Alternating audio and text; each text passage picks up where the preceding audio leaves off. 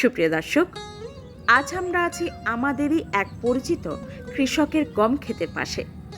আমাদের সকলের পরিচিত এক পাখি দেখতে। পাখিটি সকলের পরিচিত হলেও আমাদের বেশিরভাগ মানুষের পছন্দের লিস্টেও থাকে এই পাখি।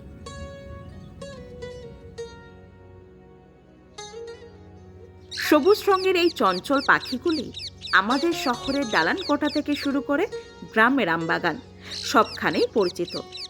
আজকের ভিডিওতে আমরা জানব রোজ রিং প্যারাকেট বা আমাদের অতি পরিচিত টিয়া পাখির সম্পর্কে বেশ কিছু তথ্য।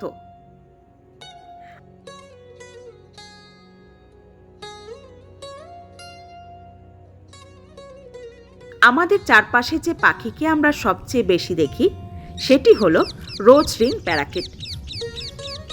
এদের ডাক শুনলেই বোঝা যায় আশেপাশে প্রাণের স্পন্দন রয়েছে। আপনি কি জানেন এই পাখিগুলো কতটা বুদ্ধিমান? আর এদের গলার ওই লাল রিংয়ের রহস্য কি?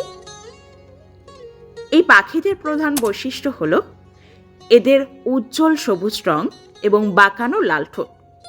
প্রাপ্তবয়স্ক পুরুষ পাখিদের গলায় একটি সুন্দর গোলাপি ও কালো রঙের বলয় বা রিং থাকে।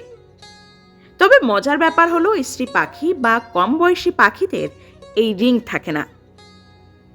এদের লেজ বেশ লম্বা এবং নীলচে সবুজ আভার হয়ে থাকে। এরা সাধারণত দলবদ্ধভাবে থাকতে পছন্দ করে।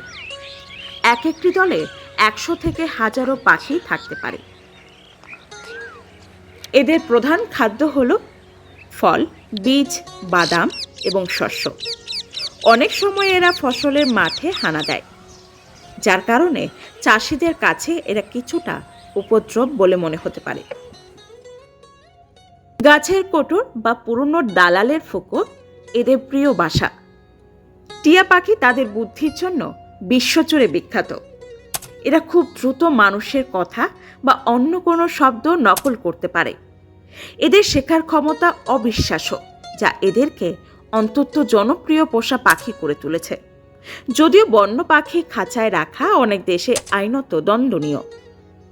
মূলত এশিয়া ও আফ্রিকার পাখি হলেও এরা এখন ইউরোপের লন্ডন থেকে শুরু করে আমেরিকার বিভিন্ন শহরেও ছড়িয়ে পড়েছে।